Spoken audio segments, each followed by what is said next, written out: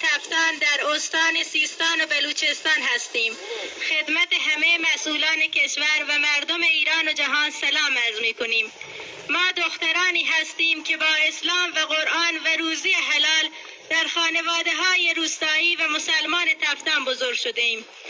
اما چند سال است که شرکت‌های معدنجوی شستا، پارس تامین و صدر تامین زندگی و امنیت و آسایش ما را به هم ریختند و کار به جای رسیده که برخی مسئولان نظامی و اداری شهرستان تفتان و استان سیستان و بلوچستان به عنوان پشتیبان شرکت‌های تخریبگر معدن به جای جلوگیری از تخریب محیط زیست منطقه و محاکمه و مجازات تخریبگران به سران طوایف و معتمدان و علما بی احترامی می کنند و معلم زحمتکش حاج کریم بخش کردی تمندانی و مهندس محمد رضا کردی تمندانی را به جرم دفاع از محیط زیست بازداشت و روانه زندان نمودند و ماموران انتظامی و لباس شخصی در شهرستان تفتان در 3 روز متوالی برای چندین بار حرمت محل و منازل ما را شکستند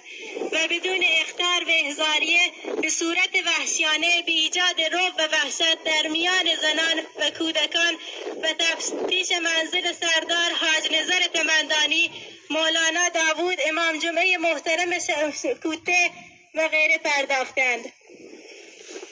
ما دختران سرزمین تفتان جمع شده ایم تا به همه ایرانیان و جهانیان اعلام کنیم: 1. ما این اقدامات را به شدت محکوم می‌کنیم و از مسئولان مربوطه می‌خواهیم اگر وجدان دارند رسیدگی عاجل کنند.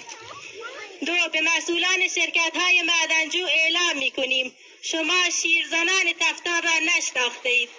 اگر همه پدران و مردان تفتان را به زندان بیاندازید، باز هم به شما اجازه نمی‌دهیم منطقه ما را تخریب و تصاحب کنید. تا جان در بدن داریم در مقابل قردولی‌ها و قانون شکنی‌های شما مقاومت می‌کنیم.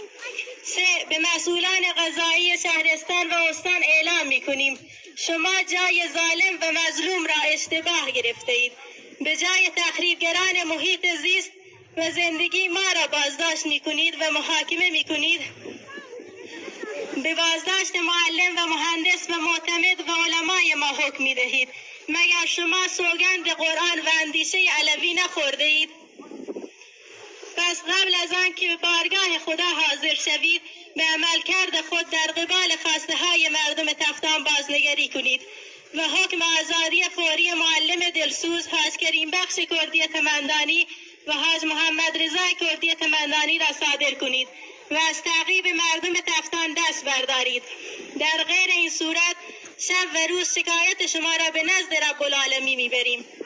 4. ما از همه دختران و زنان ایران و جهان میخواهیم به خاطر خدا و به خاطر انسانیت صدای ما باشید.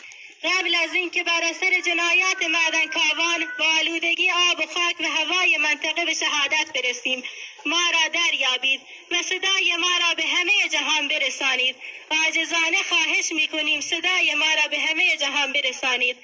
5. از ائمه جمعه استان و کشور و از فعالان مجازی و رسانه‌ای منطقه و ایران و جهان درخواست داریم مشکل مردم تفتان را قبل از آن که فاجعه‌ای رخ دهد به ایرانیان و جهانیان منعکس کنند.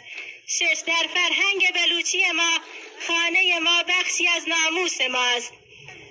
ورود ماموران امنیتی و انتظامی به حریم خانه ها را جنایاتی نابخشودنی می دانیم.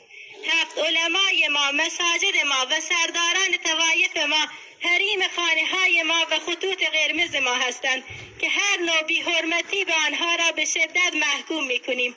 اگر از این به بعد مامورانی بدون هماهنگی به حریم خانه های ما پا بگذارند، ما همه دختران و زنان قبل از مردان آنها را با وسایلشان به آتش میکشیم و اگر کشته شویم شهید هستیم. خون ما که رنگین‌تر از زنان و دختران فلسطین و لبنان نیست. خلاصه ما فعالیت‌هایی را که باعث نابودی زندگی و سلامت و آینده فرزندان ما باشد نمی‌خواهیم. شرکت‌های معدنجو سریعاً منطقه تفتان را تخلیه کنند. ای مردم ایران و جهان، ای دختران ایران و ایران و جهان صدای دختران و زنان بی‌دفاع تفتان در سیستان و بلوچستان باشید و آن را به همه جهانیان برسانید. ما ممنون شما هستیم. سلام و درود خدا بر شما باد.